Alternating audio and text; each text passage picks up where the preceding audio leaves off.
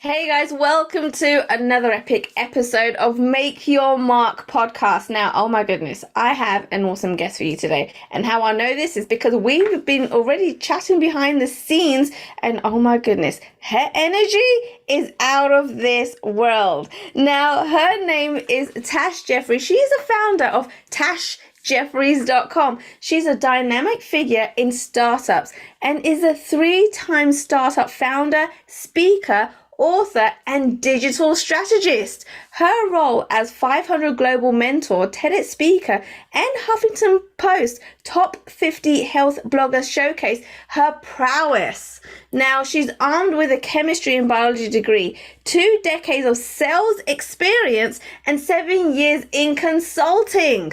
Tash empowers startups worldwide with expertise spanning customer discovery to make sure that she goes into the intricacies, and her sales and growth marketing proficiency paired with energetic presentations. Now you're going to hear about the energetic side of it in a moment, makes her a sought after mentor embodying entrepreneurial triumph and innovation advocacy. Oh my goodness, there's so many questions I have already for Tasha. So let's get into it. Tasha, welcome to the show. Thank you so much, Kay. And I have to say it, you are the first international person who's ever done this. I introduced myself as Tash, but only family members know me as Tasha. So you did that. And I was like, whoa, you must be an honorary Canadian. Do you know what? No.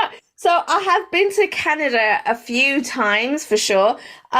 Just kind of doing events and coaching and all of that good stuff. But it's so cold over there. It's colder than the London. Oh, it's winter now. I just booked a trip to Mexico. Trust me, it's cold for us too. You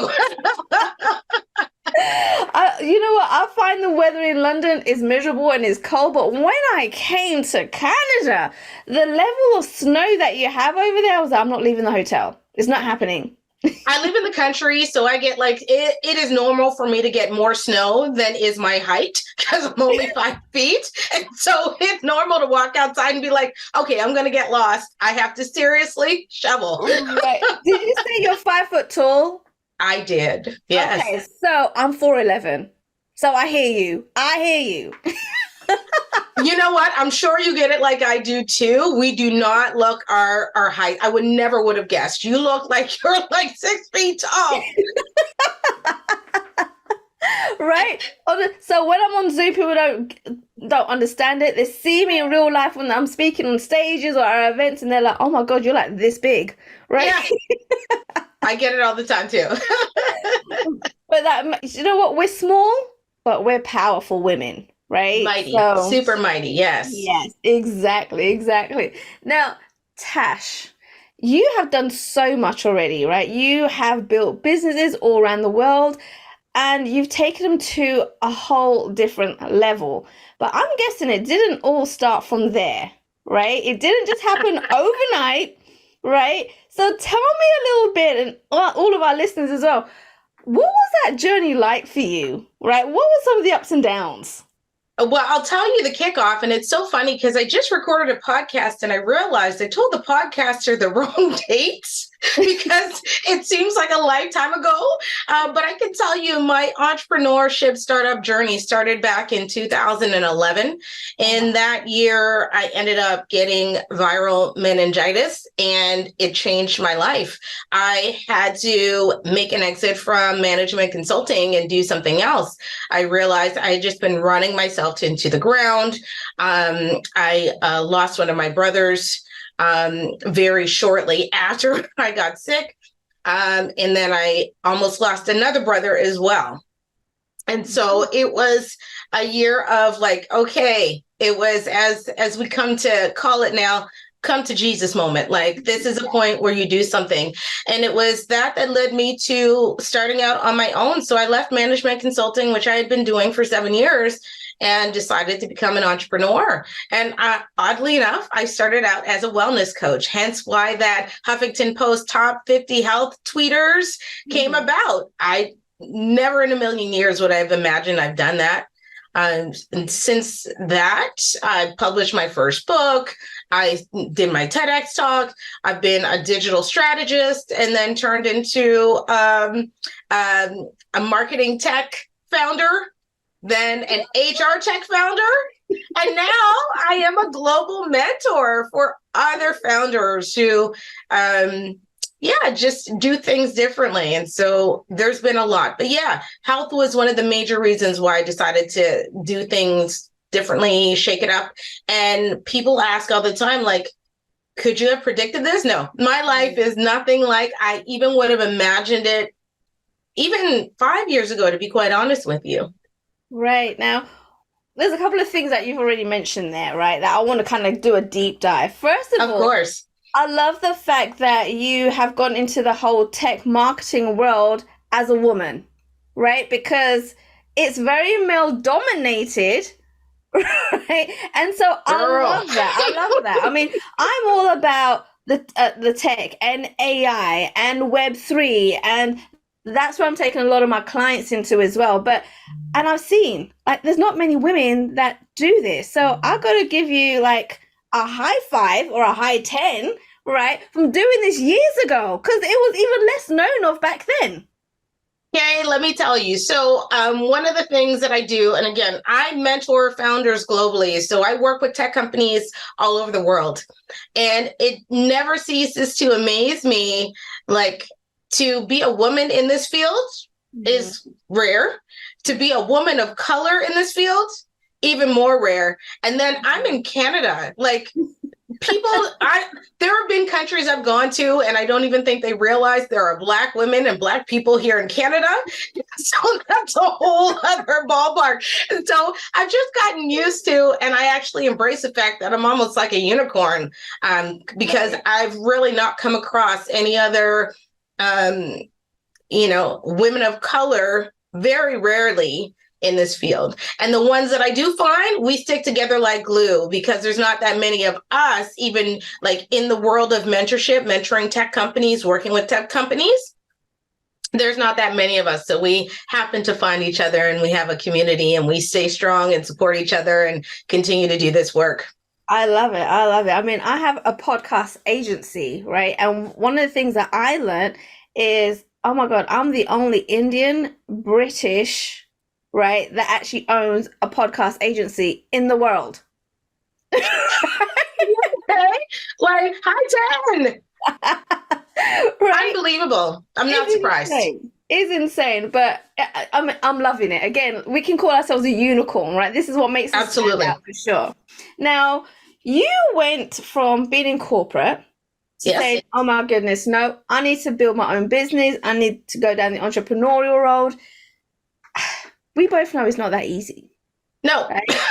So what were kind of some of the things in the beginning that you noticed worked or didn't work for you? And how did you really get yourself and your brand out there? You know what? I get asked this question, then I always go back. I mean, you mentioned it, and I know you have it too, which is that energy thing. Like, you have to not be afraid to go out there, put yourself out there. Don't be afraid of messing up. God knows I have messed up and made more mistakes than I can imagine, but you have to get over that fear of making mistakes. Listen, every mistake I've made in my life led me to an opportunity. And so I embrace that attitude of, okay, well, listen, the more I fail, it means I'm getting closer to that win. And so I embrace that, getting out there, not being afraid to talk to people. I'm sure it's also part of my sales background where, like, you don't get fazed by rejection. Okay, if this person says no, on to the next one, and you keep moving. So between the energy of bringing yourself forward, being memorable, just embracing who you are, I've never met anyone who said to me, you remind me of this person. Gee, I wonder why. I'm an oddball in my own right, and I embrace that, and I'm okay with that. I just do my thing. What I like is what I like. But then I pair that with, I'm just tenacious. If I want something, I go after it. I'm not afraid of failure. Failure brings me to that next win. And life has taught me that as long as you embrace that kind of an attitude, opportunities will come to you, and they do. And that's the last thing. I am never afraid to say yes to an opportunity. I figure if it comes my way, even if it seems like I'm not ready for it. I can't do it. Like back in the day, I know a lot of people have done them now, but when I was doing TEDx, like literally when it came to me, I was like, I'm not ready to get on a stage and talk to like 500 people in a room and it's live streamed about my experience of dealing with at that time, like viral meningitis. My talk was health, love, and viral meningitis. So I'm like, what? But I was like, no, I'll do it. Okay. If I get this opportunity coming, just take it. And it was helpful and opened more doors. So yeah, I think that's a combination of those three things. So how did you get past the nerves? Because I remember back in 2015 when I got the opportunity to speak on stage for the first time, I forgot words, including my name, in front of everybody. You're kidding me, Kay. Oh, no. Bless your heart. No. Okay. Right. So how did you get past that? Because after that, I was like, I'm never doing this again. I love this question. Okay. So I'll tell you honestly, Kay. So for all of the accelerator programs that I've done here in Canada, I've been the MC. So I come up, I own the stage. And my key to getting over the nerves is not like it's not nervous or nerve wracking and you have to remember things, but I literally look as being on stage as a party. This is my time to engage and have fun with my audience, which is why I tend to choose speaking gigs where I get to come on and either they want me to storytell, I have a loose idea of what I have. I love audience engagement and participation.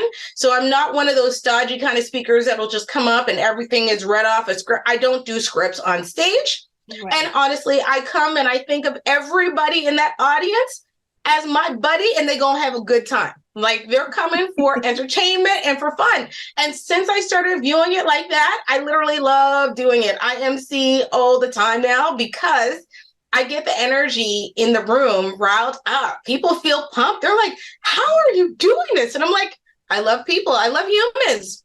I love humans. I love that. I can already tell. I'm sure our listeners will be able to tell as well from your energy for sure. Now, Tash, what was it about, I guess, the marketing tech world that intrigued you, that you wanted to kind of know more and help corporations all over the world to build their businesses around that? I think it goes back to that connection with humans. One of the things I love to do, and I'm sure all of you who are listening can also tell, I'm quite bougie. I love money. I'm not afraid of it. And I'm also not afraid to sell. I sell for my founders, for my startups. I tell people about what they're doing. I share what they do with the world. Actually, I've got one of my founders' shirts on. You're so fetch. Ooh. Flying Fetch is the name of her company. If you want to know more, you can ask me. But I love that.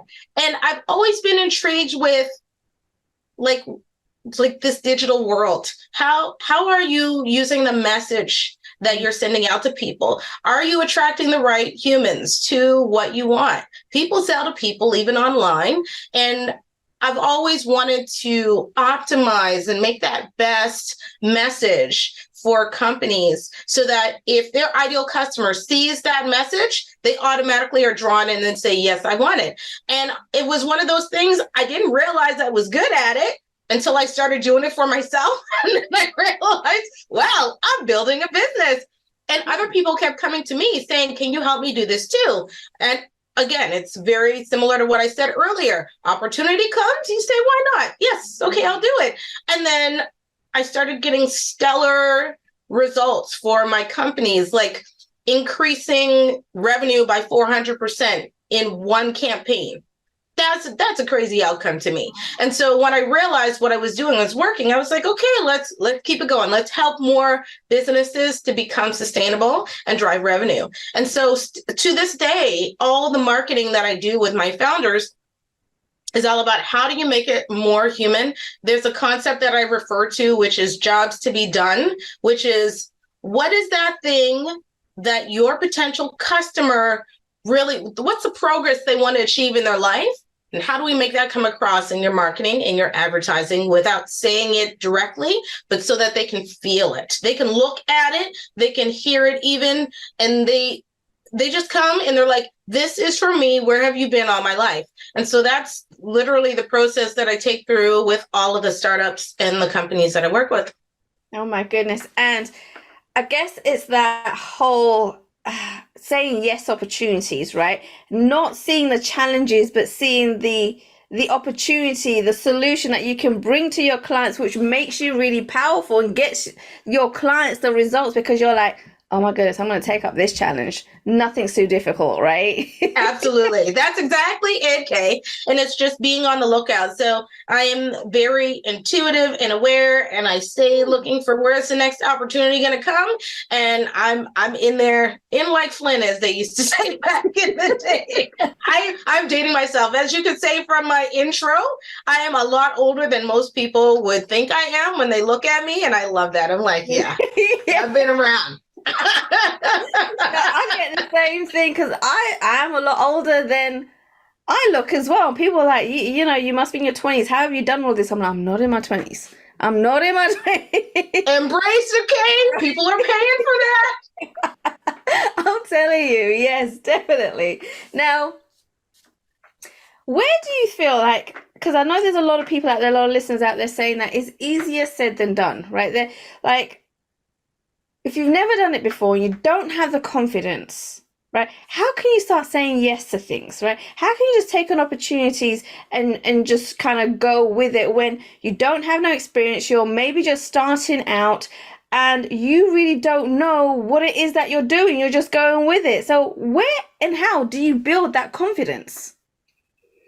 Well, first of all, I think before you actually go into something, you have to have a skill set that is at least somewhat similar to what you're doing. So the great part about, coming from the corporate world and management consulting is that you build up a lot of skills that are transferable. So that's the first thing I would say.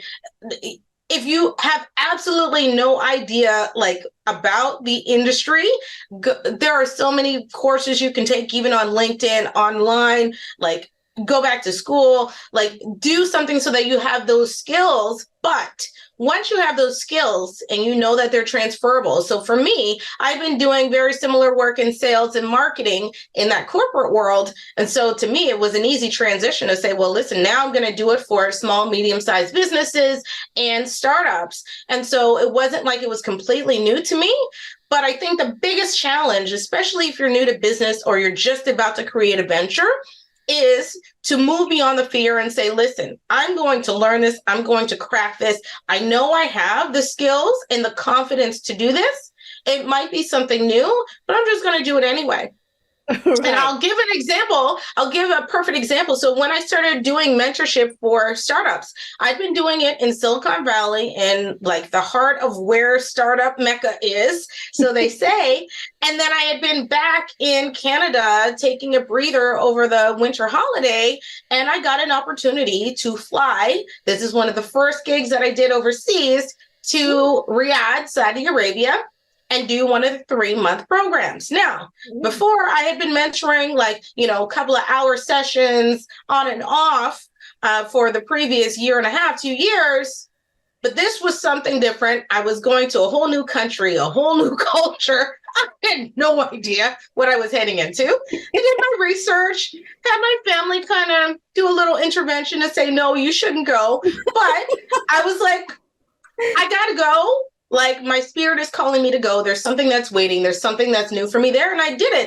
And I learned on the way. Like, I knew how to do a lot of what they were asking for, but to just go in and run a 3-month accelerator program, again, I was just focused on the results. And I was like, well, we're going to get these startups the results that they want at the end of the program, and we'll figure it out as we go. And funny enough, that's one of the keys to running accelerator programs, is you're focused on the results and you're focused on the founders, getting to know the founders and what they really need and giving them what they need. So I just figured it out. And you have to have that intuitive trust in yourself and that confidence. And the only way to get there is think of, like, you know what? My birthday was just on the 10th of November. Oh, happy birthday. Thank you. And what I did literally was reflect on how far I've come in my career. And when all of us, I guarantee you, if you're listening to this podcast, think about where you're at now and what you're doing and where you started. Listen, I have accumulated so many skills, even in the past, I would say the past year, that I didn't know that I could attain. And it's all because I said yes to the opportunity. So you have to just hunker down, say yes, trust yourself that you can do it, and just do it. Like there's no way of overcoming that. If you don't do it, who else is going to? That's what I always remind myself. Exactly. Now, Tash, you did mention when we were off camera and we were talking behind the scenes that you're barely at home. Like you might be at home for 3 months in a year and then you're traveling the rest of the year, right? Yes. And you've created that for yourself. That's what you've developed for yourself in your business. That's what you wanted. Now, tell us a little bit about when you're not at home, what are you doing? How do you make that work, right?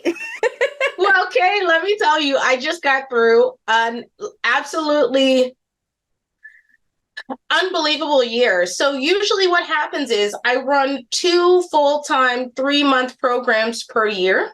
Right now, those programs are taking place in Edmonton and Calgary and Alberta, Canada. By the way, if you are a startup company and you happen to hear about this, check us out. You can't miss it. Do 500 Global in Alberta. You'll find our programs. If you think you need a kick in the butt and need to ramp up, level up, that's what we do. So I do those 2 programs. So that's 6 months right there.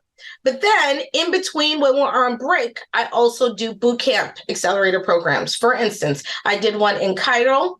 So this is a week-long work with in that program. That was a big program. That was 30 startup founders. And we walked them through some of the principles that we would do in a 3-month program. But it's like on steroids, super high-powered, full days, just on. I do those. And then I also do some one-off sessions for founders wherever I need to go. So for instance, I'm about ready to travel back to Edmonton and do a presentation to get founders excited to be in the tech world and the startup world. Mm-hmm. So I do boot camps all over. I did one in Japan this past year. I took a group of founders to Texas for South by Southwest last year. Oh, this year. Wow. There's a lot that happened. And so I literally go where my founders need me, where the programs need me. And I never know in a given year where that's going to take me. So I've gotten a lot of extra stamps in my passport this year alone. Don't you love it? Oh my goodness. I was traveling a lot before COVID, and I remember I had to go back to, I was living in Costa Rica at the time. I had to go back to London, right? Even though I had 5 years still left on my passport because I ran out of pages because they've all been stamped. So I had to go get a new passport, right? Love so it. That's a good problem to have, right? Awesome. Absolutely. So Tasha, tell me this. So where do you see the tech world going, because it has evolved so much, especially since COVID? Oh, yes. So where do you see tech going? Because you've been doing this for years and you've seen the evolution of it, right? What are the next steps? Where do you see tech going from now? You know what, Kay? If you were to ask me that question 6 months ago, I think I would have had a different answer than now. What I will tell you is that the evolution of AI is changing the game for tech. Yes, it is scary because things are moving super fast in the tech world, faster than I've ever seen. For example, we are just screening tech companies for our next batch that starts in January. And I swear it's got to be 90% of the companies that are applying are AI enabled. So much so that we turned it into a question on our application. AI is moving things forward and has a power and ability to figure things out that are just beyond understanding to me right now. So I think AI is changing the game to the point where I don't know where it's going to go. But what I will tell you is, for instance, when you look on your phones and we've seen everything accelerate, like what would take 10 years to get to the next generation of technology now went down to a year. I think we're going to get to the point where it's going to grow exponentially as far as the new generations of things, from phones to applications to technologies in our homes. And honestly, I'm at the point where I can't predict.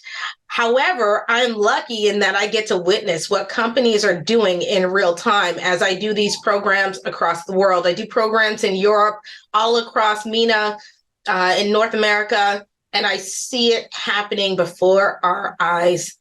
So my prediction is just that AI, get used to it. It is a little scary of what it can do, but if you don't embrace it, it cannot be stopped. It almost has a life of its own now.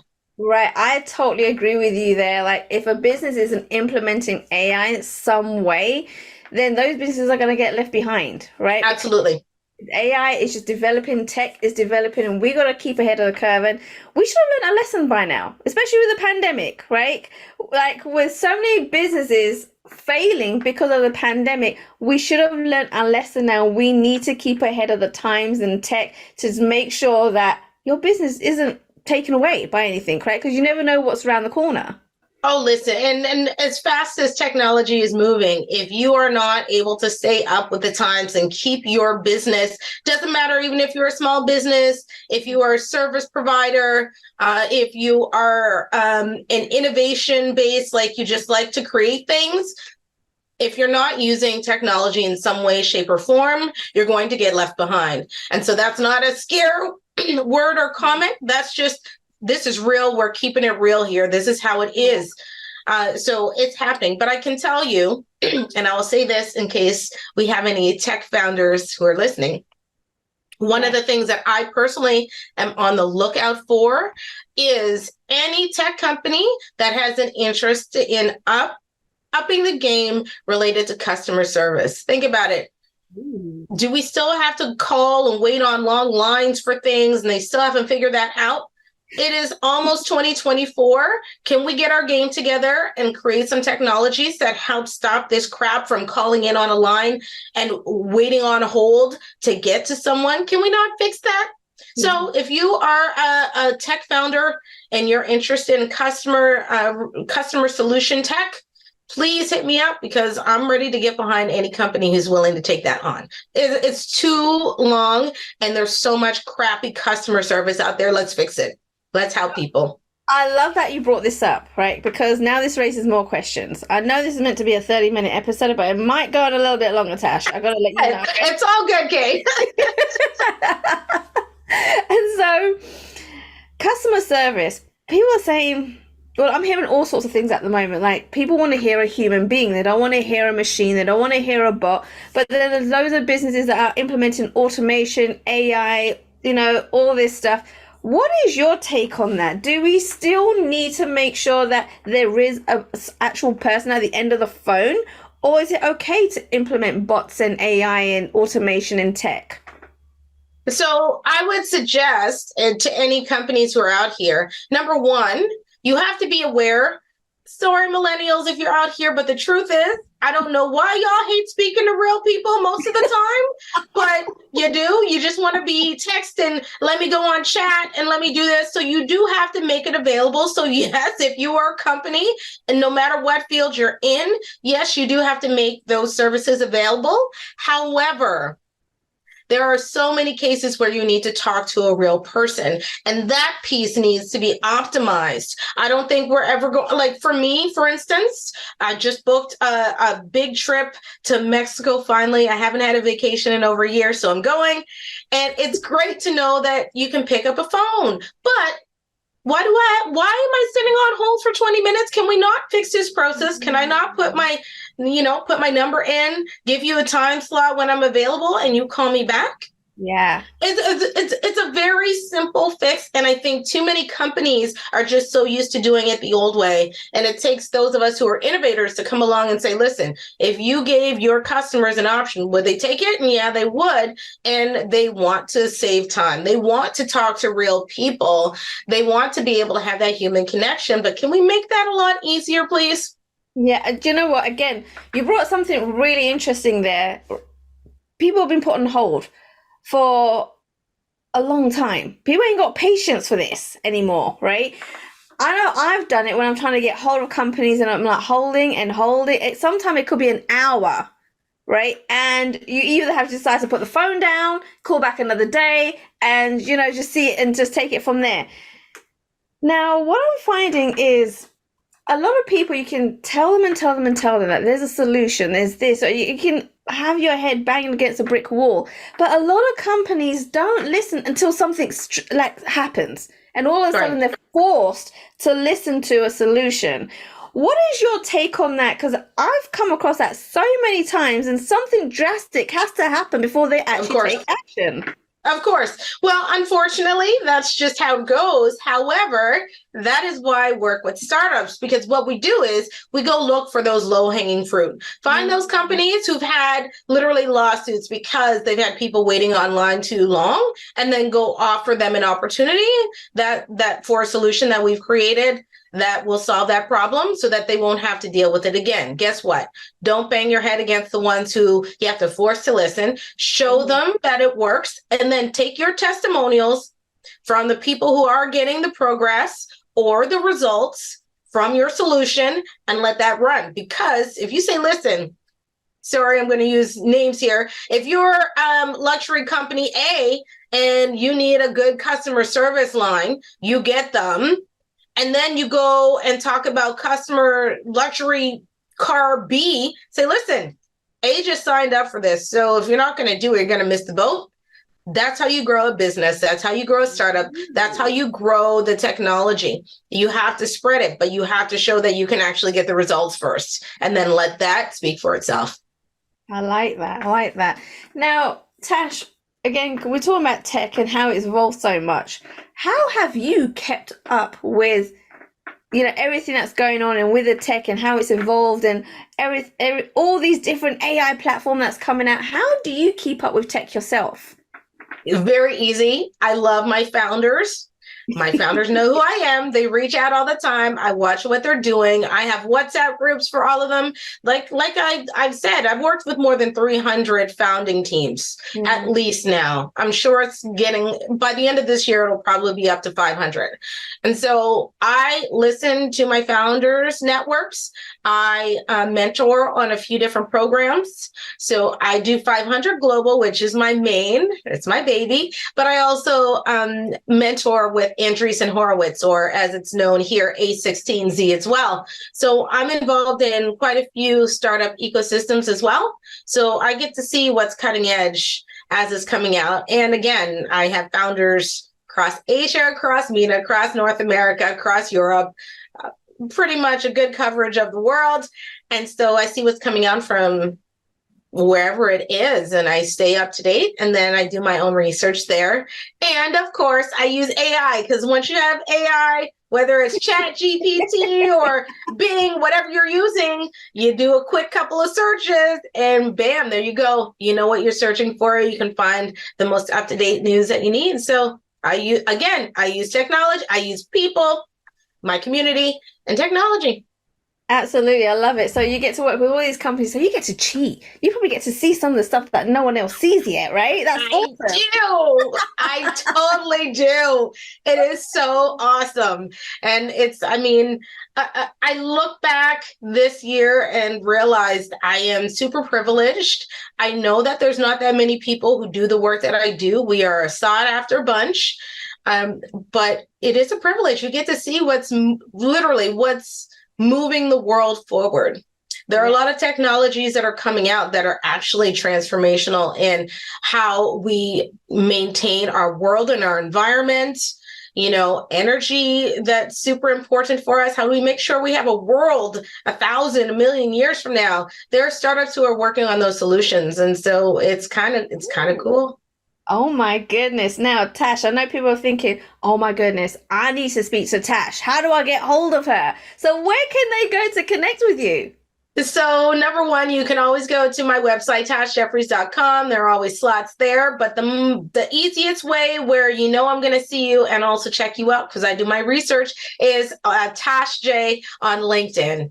And I always tell everyone, just look up Tash Jefferies. Don't need to get the correct spelling, but I'm sure you'll find me for the hair. The hair never changes. It's always big and curly. Also, I love it.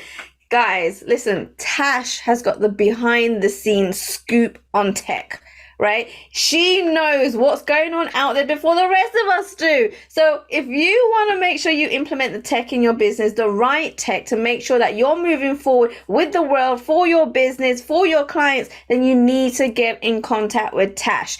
Do it right now. And if you've missed any of the links that will be in the show notes, make sure you scroll down and grab them in the show notes. But I urge you, go and connect with her. Plus, she's not going to bite. You already listened to this episode. She's freaking awesome. Her energy is up there. I love people. I do not bite. Listen, I'm a homegirl from the hood in Halifax, Nova Scotia, of all places, who ended up getting herself bougie. I'm open to everyone. Come and talk to me. I'm not scary. I love it. I love it. Now, Tash, if there was one thing that you wanted our listeners to know, if we've missed anything, we've not mentioned it in this episode, what would that one thing be? Just one thing? Okay. Always, it's the one thing that I talk to, and we talked about it a lot in the case in a certain way in this show.